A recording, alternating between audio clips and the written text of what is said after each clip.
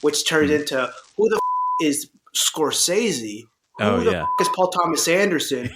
What the is The Godfather? What the is Citizen Kane? Like it turned into this thing where I just became like movies was my life. First I got your voicemail, then I got you. We can meet in person or maybe on Zoom. So tell me what's your genre, tell me what do you do? I'd like to know the things that specifically make you.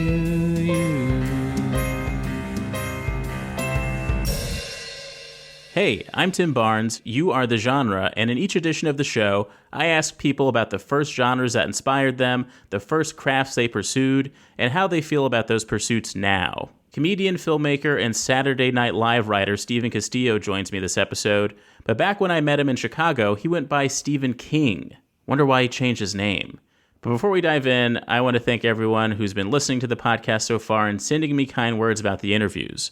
It's a weird thing, booking, interviewing, and editing something like this, and I'm sure a lot of creatives identify with that feeling of making something only to ask, is this really anything at all near the end of the process? And you'll hear a bit of me figuring out what the show is really all about in these episodes, which means, yes, you'll likely hear me tell the flubber story one too many times. But another interesting phenomenon in these early interviews is that many guests tend to ask me why I'm doing this. And I love that because that's how I know that I'm doing it right. This show is about the layer below the facade, the story behind the premise, the person behind the genre. Now, I talked to Stephen Castillo back in December of 2023. At the time, he was a former Saturday Night Live writer, but then on January 5th of this year, he posted an update on socials that he was returning to Saturday Night Live, which means this is a unique glimpse into what it's like to be in the limbo of Saturday Night Live writerdom. Did You Are the Genre have something to do with his return? Probably not, but it's fun to think it did. Hey, just listen to our conversation and judge for yourself.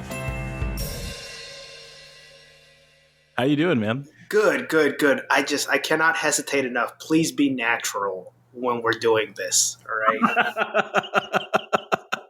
I just, like, it would really, like, set me in a weird headspace if you didn't seem like we were like chill. A normal guy? Yeah. Do you say this often when you go on podcasts, or is this a genuine thing you're expressing right now? Well, here's the thing. Nobody used to book me on podcasts because they looked at my stand-up and be like, I don't think he could be naturally funny. He has to have pre-planned bits. And I think there was a stigma around me for many years. But now I think I'm getting so much better at it. Nice. You've cooled down a bit. I will say, I saw a couple things before this interview that were like, oh my goodness, like something about seeing you in a 92nd Street Y conducting an interview with Melissa Villaseñor. I was like, oh my goodness, Steven's a sophisticate now. He's I didn't know what the that place was. And then I walked into the green room and it's like pictures of like Hillary interviewing like Obama, and it's just like me. It was the weirdest thing in the world. And then I read the comments on YouTube because they put it online, and there's like a few people that are like, they should have got Heidi Gardner. I'm like, what the what? What? The rudest hardcore in the world. Yeah. Hardcore SNL fans are strange too. I think they're beautiful. They're wonderful, but they're a little strange. And I am somehow like in a couple. I think when Ian started doing his Saturday Night Quarantine, our friend Ian, he did this thing on Twitch when quarantine first started, where he was alone in a cabin somewhere. I did some stuff for those, and then I got into this circle of people who are like, they have like a DM thread, and I get all kinds of random I never talk in it, but I get all kinds of random updates of like people who are just like, who probably get like an alert whenever SNL tweets, or whenever you tweet, probably get an alert as well. So yeah, the fact that you've entered that world is amazing. Oh, it was horrible. Like SNL Reddit is the worst thing in the world. They would be like, Andrew Dismuke started at exactly 4 sketches more than he did last week. I'm like, yo, that's psychotic. What the Yeah, the fact that hell? they're like a beautiful minding who gets on a sketch. Yeah. Truly, like I have more empathy for QAnon people than some of those people on the SNL Reddit. Like, it's crazy. Well, so I Yeah, saw that video of you on 92nd Street Y, and then the second video, and then I stopped it because I was like, you might be revealing stuff that would come out in this interview, and I made that mistake before, where before I like get coffee with someone that I've reached out to get coffee with, I'll listen to a yeah. podcast with them, and then I've heard all their stories, and so then Oh, I'm kind of bored when I hear them again, because people don't have more than a few stories. We act like we have more, but we don't. But the other we video I have saw was at least you. five. We have I at saw least five. you And Tim, sorry, real quick, if I feel free to call me boring, and I could stop the story and try to do like a new one. yeah. There's nothing more humbling than being a person who says, "Have you heard this story from me before?" I got it. But the other video I saw before this interview was you dressed as Sonic for an hour-long podcast, and I was like, so that I think that's the impression that gives people like maybe this guy can't be natural in a podcast. I got to be honest, Tim. Lowest point of my career was doing that podcast.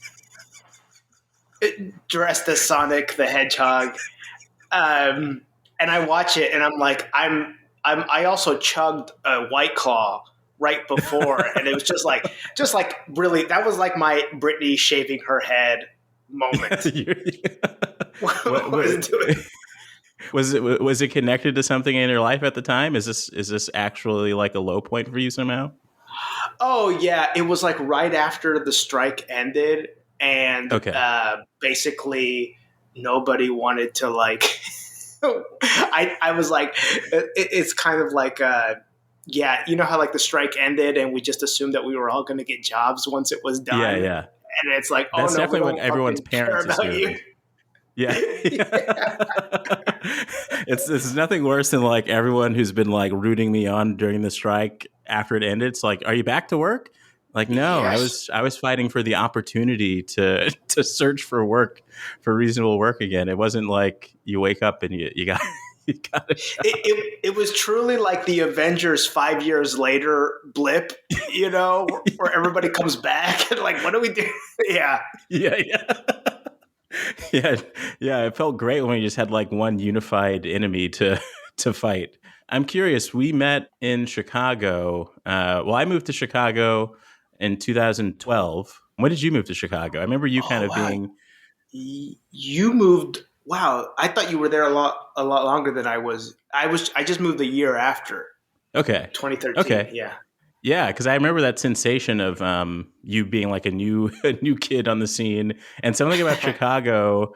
I haven't been back in so long, but there was like such a clear hierarchy and this almost like a medieval system that I kind of love. Like compared to New York, there's a clear ladder to climb Yeah. to at least Chicago stand up success. Like there are like different kingdoms. It's the most segregated city in the US, so there's different like styles in each of those little camps.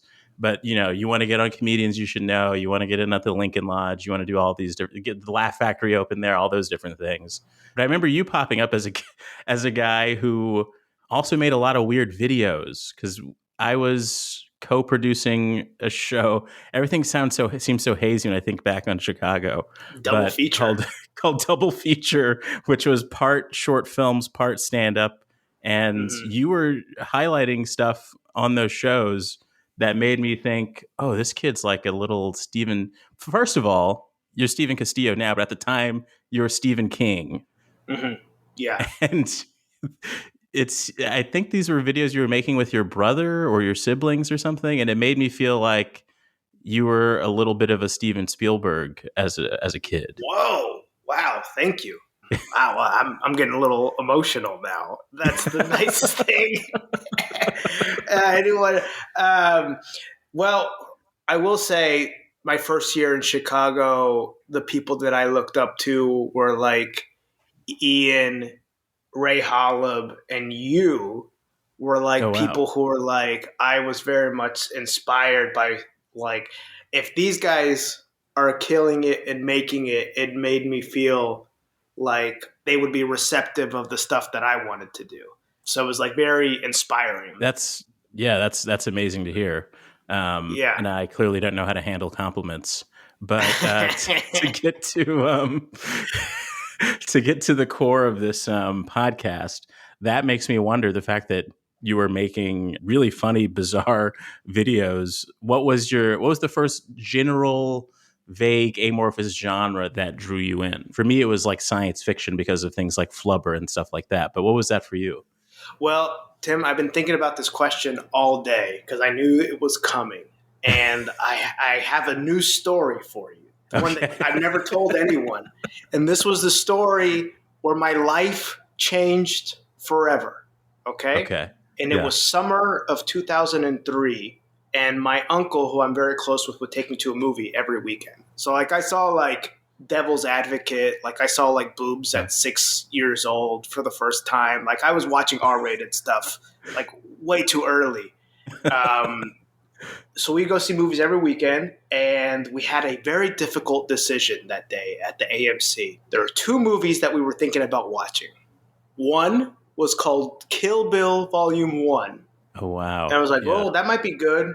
Action, could be fun. And the other movie was Scary Movie 3. And we didn't know. It was a difficult decision for us to be like, really is, yeah.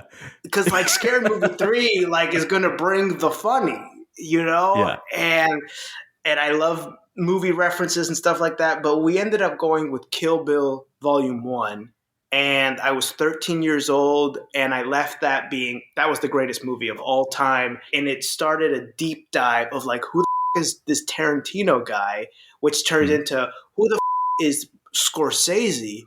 Who the is Paul Thomas Anderson? What the is The Godfather? What the is Citizen Kane? Like it turned into this thing where I just became like, movies was my life. I wanted to make movies. I love the feeling of my favorite place on earth is the movie theater. That's like heaven for me. It's going to the movies. And nothing beats that feeling of audiences reacting to something at the same time. Like most recently seeing Barbie opening weekend and seeing just a crowd of people that are dressed up and are like loving this. It like warms my heart. Even though like that's not for me, like I'm not a big like feminist or anything, but I was dressed as Barbie, but I'm not a feminist or anything like that. Yeah, weird going dressed as Barbie and then having to see Oppenheimer like right after. I should have done it the other way around. But yeah, so like then I became a huge cinephile. I started making like movies with my siblings, and I made this puppet action movie, which was part of my senior project, which by the way, I'm very proud of it. I also got a B.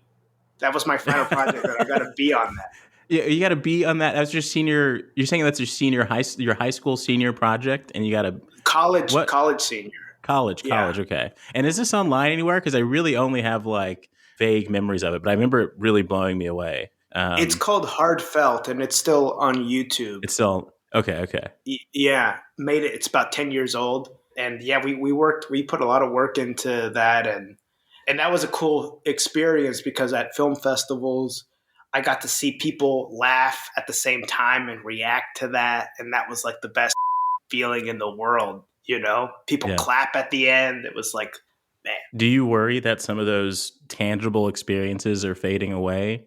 Because I imagine part of this journey was going to the video store or finding, the video section at Barnes & Noble or Best Buy or whatever. And now we're in this age where Best Buy is going to stop selling DVDs and Blu-ray, and everything is kind of, you can still search for it, but it's all on streaming services or, it's all on this one device that you do everything on. So the search for it is a little less exciting.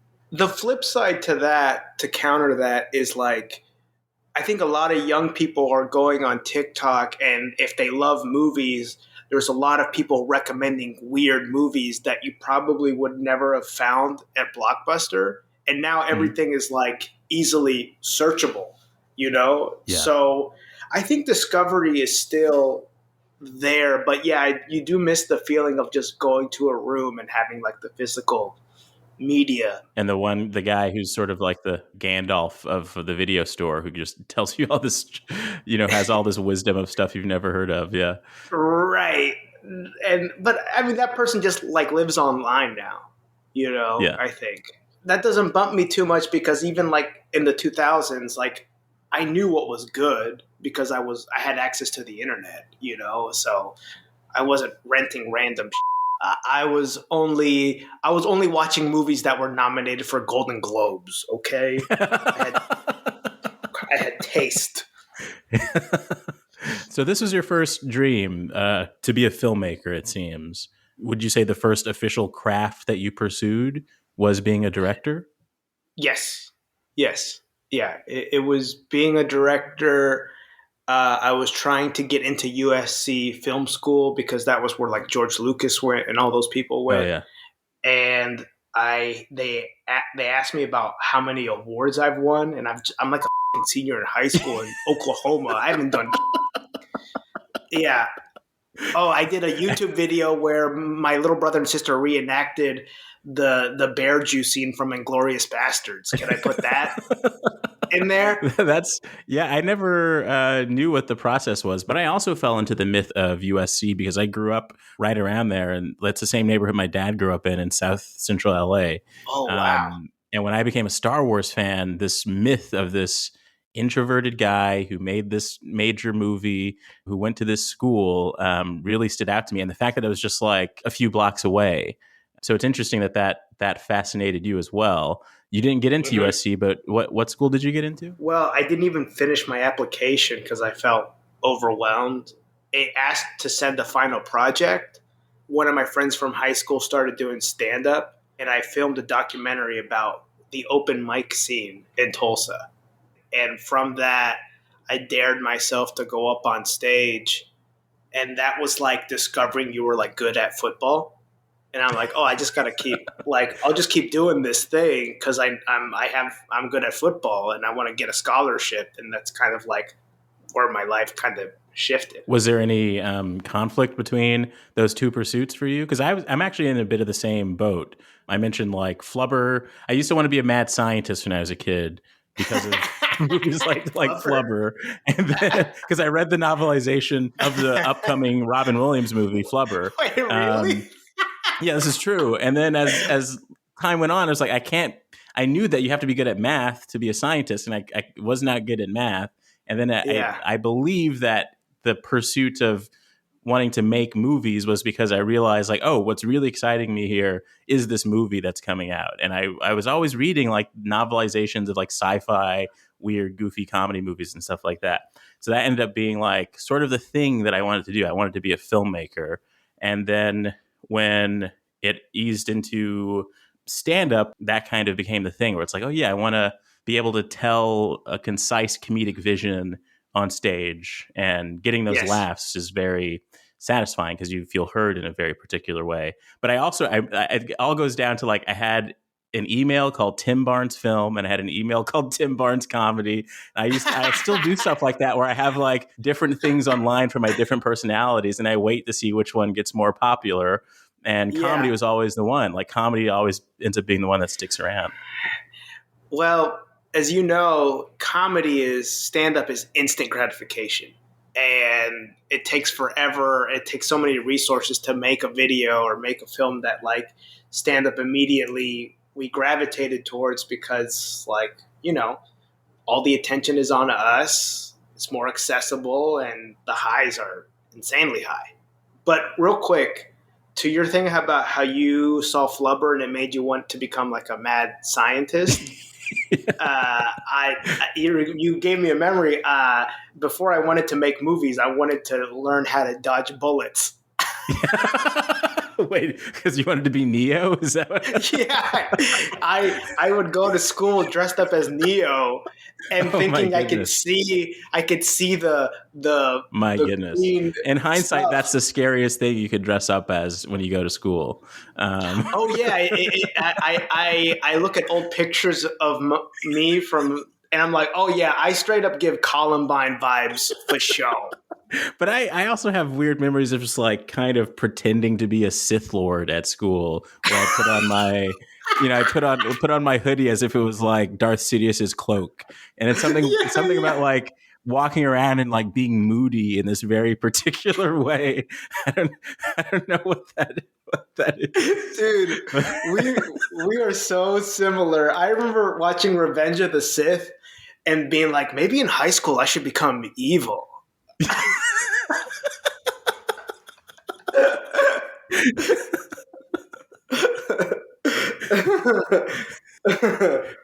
But were you just like, oh, cool, I'm good at this, I'm going to pursue that? Did that kind of put filmmaking on the back burner for you?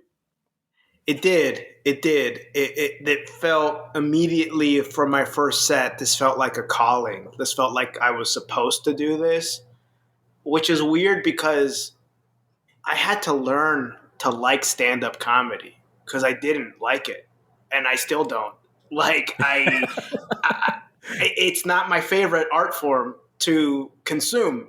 I still kind of struggle with that a little bit because I feel great when I'm authentically myself and I'm putting on like a performance and I'm giving people something that is different than what they normally see in a regular show. But then there's times where it feels like, and this is my own insecurity, where it's like, well, that's not what people came to see. Like they expect now they expect me to like have to talk to them, which is a nightmare. Jesus Christ, what has happened to the thing I loved? Yeah, but I did like the journey of like, let me be the most different person here. Let me be like a little stinker and a little curmudgeon. This gives me Mm. joy. And honestly, like for me, it always seemed like, well, I don't want to get a special, but hopefully I could do SNL. Oh wow, okay.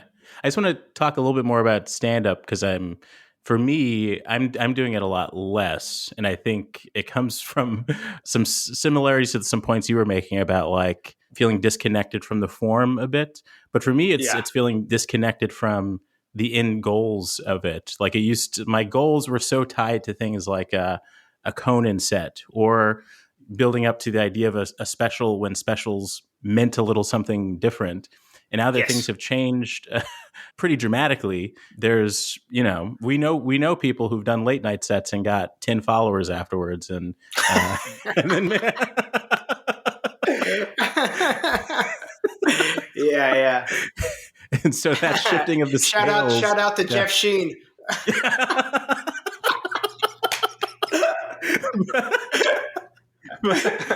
but it's more, I think it's more than that. Like I missed an element of like I remember I took a couple of years at Santa Barbara City College because they had a good film Yeah, program, and then I kind of fizzled out of college, moved back home with my parents.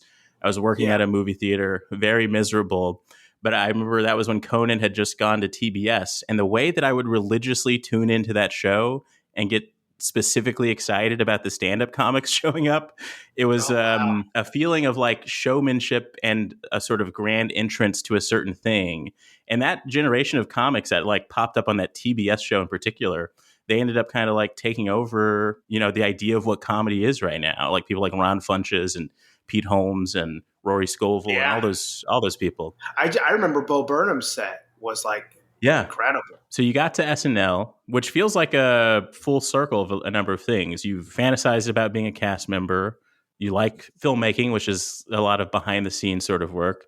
You auditioned to get on SNL. You didn't get on as a cast member, but you became a writer. There's two parts of that. There's one that you didn't get to SNL in the way that you exactly wanted, but in a way, you're writing scripts. They're comedic, and you're doing all this. You're talking to actors, you're communicating with people on set to bring this vision to life when one of your sketches gets on. Did you feel a sort of completeness when you got to that point? No, because my ego was so big, and I felt like I failed, weirdly enough, because I was thinking I knew how to write for myself, and I wanted to perform the things I was doing on stage in front of like an entire audience. So I felt like a failure for a long time. And I had to like figure out like why did I want the top job? And honestly, it was like I just want to see. I think it was like I had to like be honest with myself. Be like, I think I just want to see my name on Variety. I want the, Yeah. you know what I mean? Like Yeah. I think I wanted like to feel like I was now in the Mount Rushmore, or like I've made it to the top. Like because being cast means different to us than like maybe the new generation. Yeah. You know what I mean? It seemed like it was like it felt like okay, this like solidifies that you made it. But again, it was like I didn't know what sketches I would do. I didn't know what characters. I just wanted the announcement.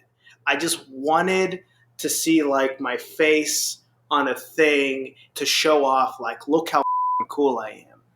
And and I think like now like having so much time away from it, it was healthy for me to leave. And I'm sorry if I'm skipping ahead, but like to kind of like acknowledge that myself, and that ultimately everything I did at the show kind of led to where I am now, kind of goes full circle where I'm kind of entering my Steven Spielberg again, That's great. you know. So you left SNL, right? When did you leave? Or you left it, right? I mean- I'm actually at work right now. Lauren is looking at me like he's like, "What the?" No, I left 2021, January 2021. I think both times I went to SNL was thanks to you. And my memory of the first time I went, just being, it wasn't in the audience, just being in the writer's room. And my vision of like what it's like to be in the writer's room live while the show is going on was very different than the reality. It was very quiet and strange and not much conversation happening. It was kind of like if I were to watch SNL with my grandparents who've never heard of SNL. The energy was like all of the scientists in Oppenheimer before the nuclear bomb test. Yeah. People sweating like crazy. And then the second time for me, it was I was excited to go the second time because I had my first foray into sketch writing, but in a very different way because I had just started writing at the revival of All That. So it's a kids sketch show that is still in front of a live audience, but it's a live audience of kids and everything. The sketches are not necessarily like the same sketches that were taped that day, what gets packaged into the episodes. But I feel like I finally had I was excited to go see what things are like at SNL just to compare it from this strange way. And when you took me to the after party and you pointed at Lorne Michaels sitting at an ominous table in the distance, I was genuinely fearful I never turned my head. I was fearful of the idea of looking him in the eye for some reason. Because Wait, you're telling me Kenan Thompson's not that way on the set of All That? Yeah, he just has an ominous table in every room. So they tell you never look at the table. But I feel like I could see a bit even then of what you're talking about. See this sort of frustration that you were dealing with at the time. But thinking back on it now, how do you feel about those feelings that you had? Do they bring you guilt in a way? Well, I had the privilege. I think a question I assumed you would ask, or at some point, like, is like, if I could go back, would I do things differently? And I had the privilege of going back. like recently. Oh, I wow, was there okay. a month ago. Okay. And it was like Gandalf the Grey turning into Gandalf the White, you know? Like I have come back with wisdom, you know? And in between me leaving and coming back during the strike just to make some money and I couldn't do anything, I started teaching sketch writing classes.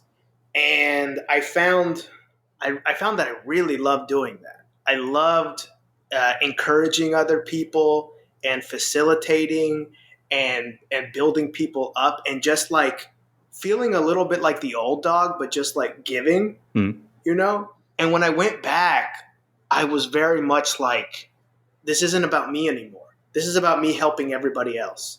This is about me making the cast look the best it possibly can. This is about me like knowing what the cast is going through and just reassuring them, thank you for doing this. I see you, I hear you, and reassuring the writers and the producers. It was less about what do I get out of this, you know? And I loved, like I could watch the show and then not feel jealous of the performers or the writers that wrote that sketch that was funnier than mine.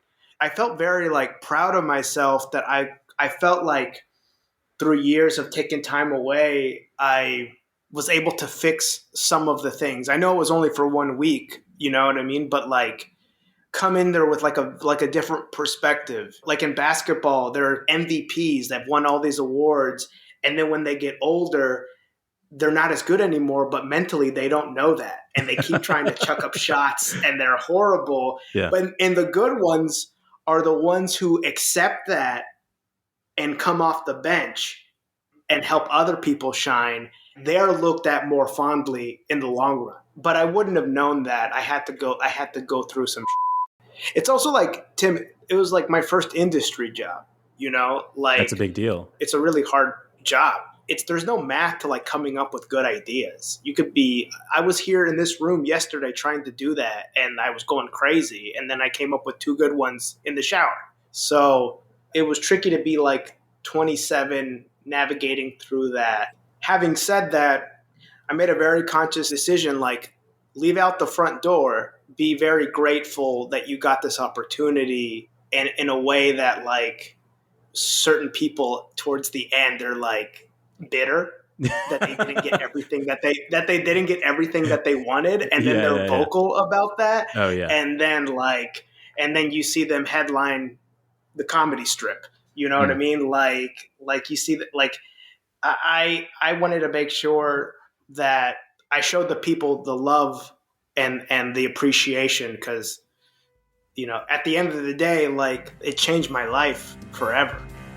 Don't scroll away. You Are the Genre will be right back after the break. You Are the Genre is currently an independently produced podcast, which is my way of saying I haven't figured out how to get actual ads in here yet.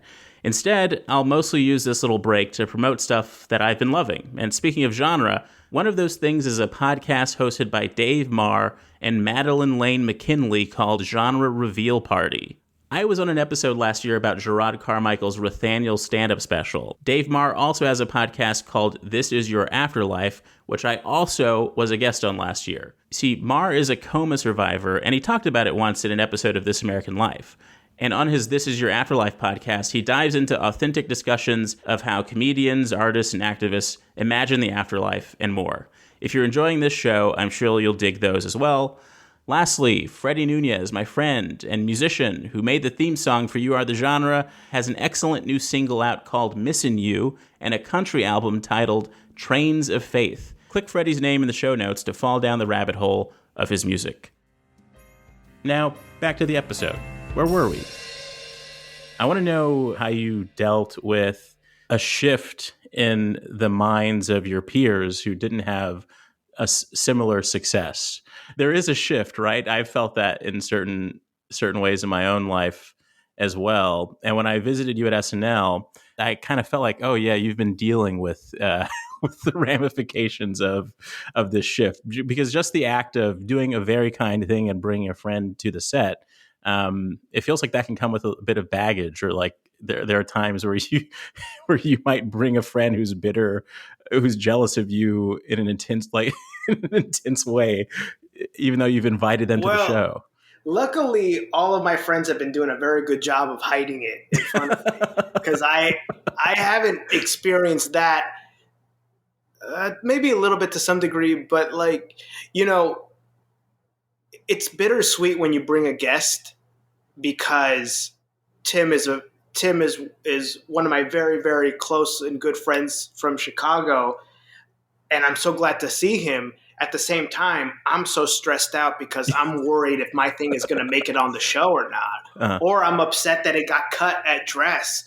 I'm like sleep deprived, and I'm going through like a whirlwind of like emotions. So you have to host. Meanwhile, you could be having like the worst night of your life. At least it feels that way, you know? Yeah. To use the Star Wars metaphor, it's like that part in Dagobah where Luke goes into the dark forest and he goes crazy killing Darth Vader, you know? Like 30 Rock can feel that way. Like it can put you in a trance, you know? So At what point did you make the shift from Stephen King to Stephen Castillo? that wasn't really my decision. Like it was a crazy thing where I got JFL in 2017, and the guy who used to run it that no longer runs it, Singer, Mm. he basically, when you get JFL new faces, you're not allowed to tell people. So I can't really get advice from friends and stuff like that. Because if it comes out, they take you out of the festival. So he's my only like point of contact that I could talk to. And he told me he would highly recommend me changing my name, which I thought was mafia talk for you need to change your name. Yeah. It sounds like it was. I mean, Jeff he was like the most important person. Like the level of nerves that everyone had at all those JFL auditions. He was the guy in the back of the room wearing the fedora that could make or break your life. Yes, the gatekeeper. Yeah. So Tom Takar had done it a few years before me as Tom Brady. And then he hated the fact that his name was Tom Brady. So I was like, change my name. So like, I kind of like forgot. I like put in the back burner. And then like right before I was about to go, like 2 nights before, he was like, okay, cool. So we need to have your new name now, like on the phone. So Wow. like gun to my head, I have to like change it. You know, I always wanted to take my mom's name or to like, you know, I used to live in Mexico and I'm proud of that. And people don't think I'm Mexican. So it'd be nice to have that, which is a whole different conversation. Like, cause there was part of me that felt kind of gross about it too. But I was like, you, I lived in Mexico. So suck my, but anyway, my mom's maiden name is Hernandez Areola. So there's a comedian named Steve Hernandez in LA, and I didn't want to have the same name, and I wasn't going to be Steven Areola, Steven Nipple. So at the last minute, I was like, was my mom's favorite soap opera actress Kate Del Castillo? All right, I'll just go with that. I'll go with Steven Castillo. So this isn't even like this. You named yourself after your mom's favorite soap opera actress. Is that what you said? Yeah, and here's the up thing. I don't think she's even in the top 5 of my mom's favorite soap opera actresses. That is amazing because I mean, it did dabble in the sort of poetry of your heritage, and I really thought it was directly connected to that. But it kind of connects to everything we're talking about, though. This is someone that that your mom loves watching on TV, and you work in TV. The first craft you pursued was being a filmmaker. So now you said you're kind of are you getting back? Are you making more films now? Yeah, I'm in the process of like working on some secret projects where I have to like basically put that hat on. And also at my time at SNL, one of the things that me and my writing partner Dan Bulla focused on a lot was like making the video shorts. So we were basically making short films almost every week at the show, like music videos and stuff like that. And that was like, you know, you have a very talented director, but also like as a writer, and you know this, Tim, you kind of also have to be a producer of your own thing. Yeah. So you kind of have to have your hands in everything, right? Directing, sets, props, all that stuff. And my favorite moments is just being on set. Loved being on set. I love that this show could spend so much money to make something so silly and stupid that from my brain. And like you have like Oscar nominated actors doing this thing, and it's like it's cool. Like it was like the thing that I did recently, this sequel that we did to Tiny Horse Giant Horse, like to me feels like we made a movie. Like it feels so much of my everything that I love, high concept with a little bit of heart, over the top silliness. Like that's the person I wanted to be when I was mini Spielberg. And I got to do that at the show, you know, and I got to do a lot of little things that I'm proud of that I could show to people that feels like this is my aesthetic, you know? Yeah. I'm very, very proud of that. And I don't like to compliment myself very often. That reminds me of, I forget where I read this, but there was this great article about Jordan Peele, where he was still a cast member at Mad TV. And this was around the time when Barack Obama was running for president for the first time, I think. And he auditioned at SNL because they were looking for an Obama guy. And they wanted him, but the people at Mad TV wouldn't let him out. And in this article, he says that he was so devastated at that point that he decided to be very strategic about being someone who could control what's happening behind the scenes with everything that he does.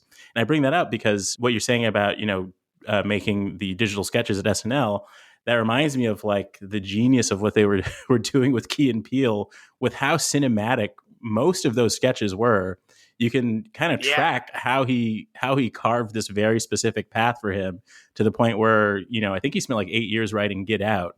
But when he's on the set for that film, all of those skills that he has from being an actor on a sketch show to directing or being a part of the creation of very cinematic sketches all come together in this one perfect film. So I feel like you have kind of dabbled in all those things as well. So I can't wait to see what you're working on. Well, thanks, Tim. And like Jordan, like Key and Peele, they were like doing parodies or doing genre stuff there. So he was practicing all of that stuff, you know? When you play with genres in a video sketch, the trick is to just commit to the genre. Make a horror movie, even though it's a parody. You know what I mean? Make a superhero, make something like, if it's sci-fi, make it cool as shit, because that's going to sell the joke even better, you know? So I got so excited when I get to like make that stuff. Now it's like, I don't think it's ego so much, because I think it's like, this is the stuff that I want to put out to the world. And I want, like, as an audience member, I'm trying to make stuff that I would like to see. When I think of it like that, I feel like I'm better at what I do because it's coming from a good place.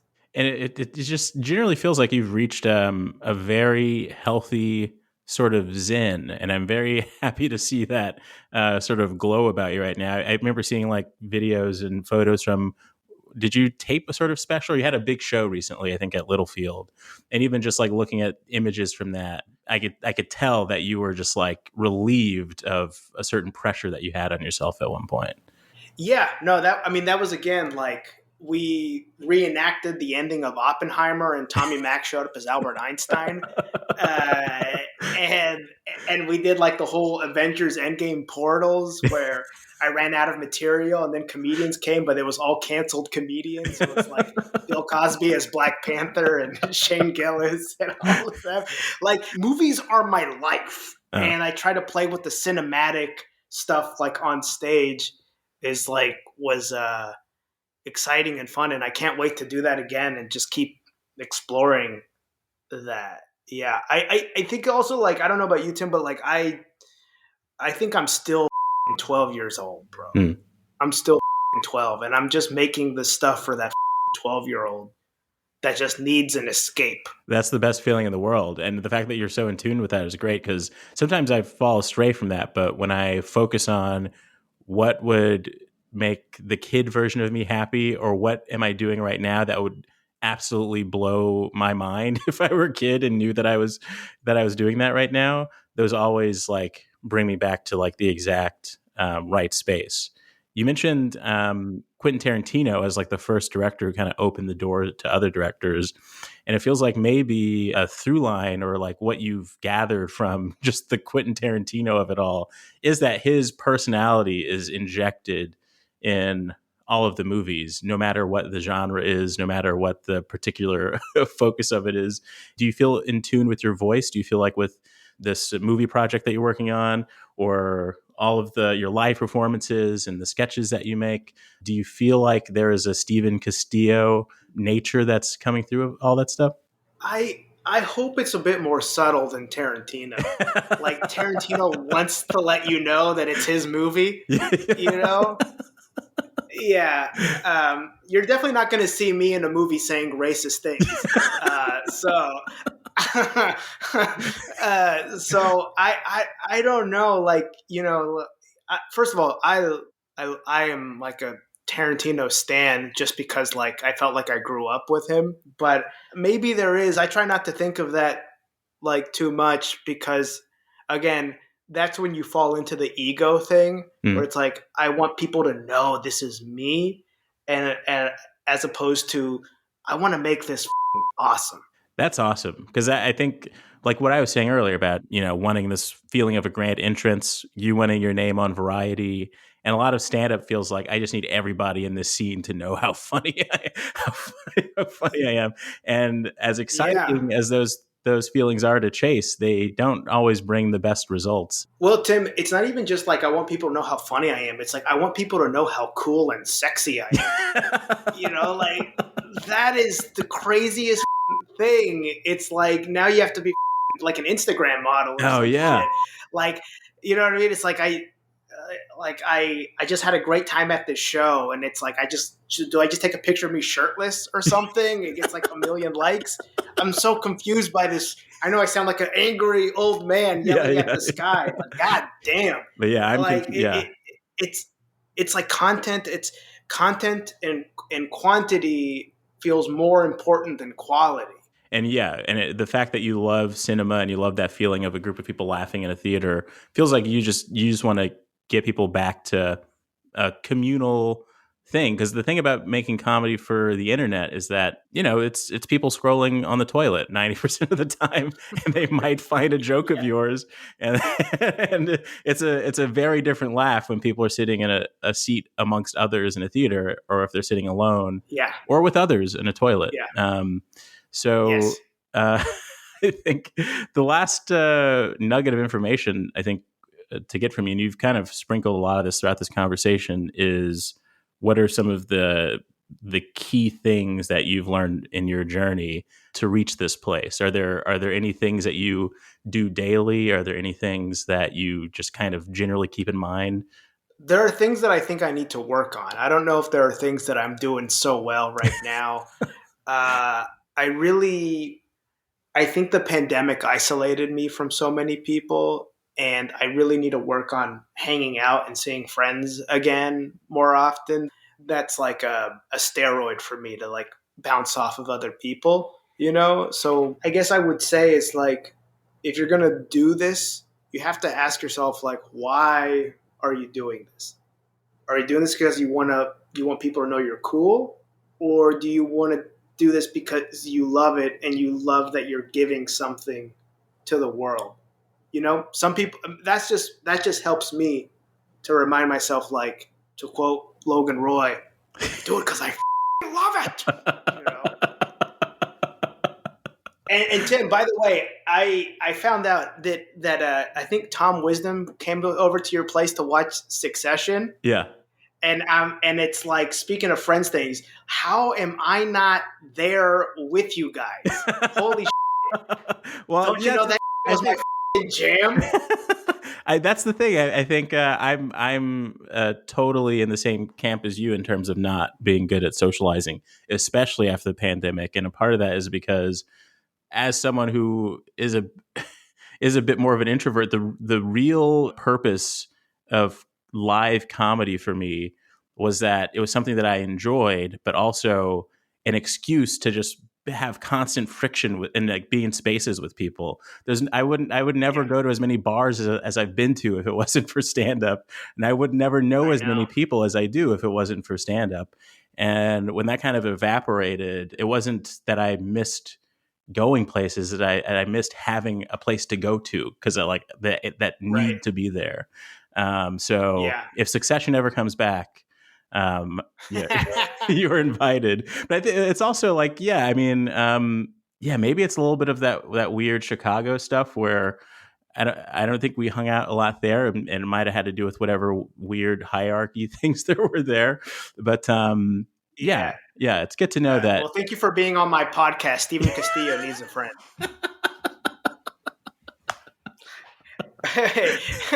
Wait, I agree, and it's harder when you're older. I wanted to ask you a question, and on top of that, we all love Tim. Who doesn't love Tim? And we all. I think this is a great idea, and I love doing this. But I wanted to ask you, like, what are doing this podcast? What are you trying to get out of it? Because this is a very. I did not know that this conversation was going to be as personal and in depth, which I love. You don't have to delete anything. I don't think I said anything inappropriate or burned I don't think bridges. so. But No. but yeah, that's my question to you. I really love cutting through the noise, and I feel like the noise that people are creating now is maybe dangerous is the wrong word, but I feel like a lot of people are in extreme denial of a lot of the changes that are happening that's affecting TV, movies, live performance, all this kind of stuff. Kind of what you're talking about with like the churn of like this need or pressure to produce all kinds of content. And I just genuinely want to know where people are with that, because I'm in a strange place with it. And I think having conversations with people about how strange this space is with all of the rapid change will be very helpful for people and very helpful for me. And yeah, that's really it. And it's trying to be content that's anti-content at the same time, because I think Right, my old right. podcast, which feels like another version of myself, was trying to be something, and I think this Yeah. is just being. And with all of the changes with like social media in particular, I realized that you kind of have to create your own personal Twitter in a way.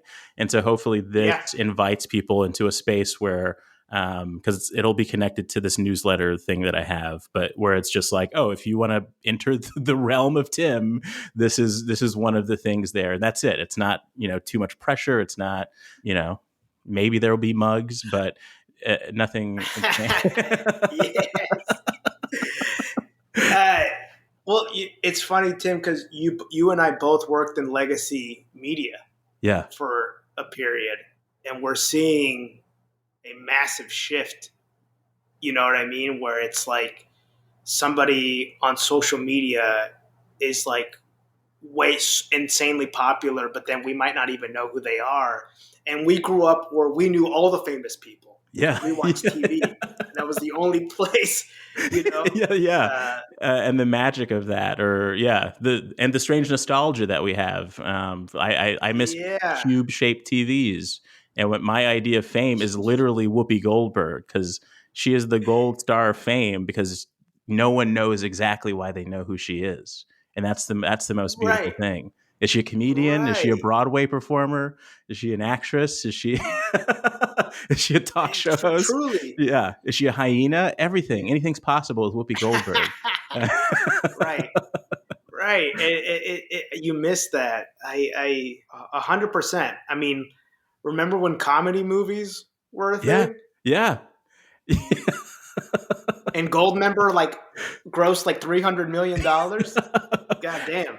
Yeah, and that's a big thing that I miss, and and trying to put specific words to it, because it feels like I'm always talking about the monoculture, which feels like an embarrassing thing to keep bringing up, but I kind of miss that, and it feels like everything's coming back to that in a way, and they're just going to name it something different. Like all the streaming services are pressuring people to get the lower tiers because they actually make more money from the ads than they do from the from the subscriptions. So, and it feels Right. like, what I really miss is time slots and limits, and this feeling of everyone has to watch this at this one time.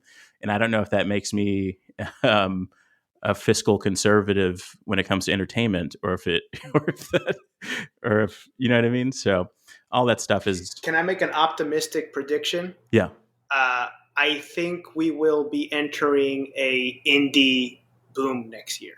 I hope so. The number one video game right now is an indie video game made by 5 people. It's outsold Call of Duty. And A24 was filming a bunch of their movies during the strike because they were allowed to. And some of the stuff that I've heard that they're making is original, high concept, crazy shit. And I think like one of those movies is going to gross like $400 million. It's going to outgross whatever Marvel movie came out this year. And then all of a sudden we're going to get a bunch of a new batch of Paul Thomas Anderson. I think that's coming. A Stephen Castillo joint will come out. Stephen Castillo presents Super Smash Brothers. The movie. Well, that'll definitely get your name in Variety. Want more from Stephen Castillo? Tune in to Saturday Night Live this year and, I don't know, type his name into various websites. Freddie Nunez created the theme song, and Adam Smith produced it. Comedian Millie Tamarez of the Go Touch Grass podcast joins me next episode, but if you become a paid subscriber to my newsletter, you can listen to it a week ahead of the normies. This is Tim Barnes signing off with your weekly reminder that you are the genre. First I got your voicemail, then I got you. We can meet in person or maybe on Zoom. So tell me what's your genre, tell me what do you do? I'd like to know the things that specifically make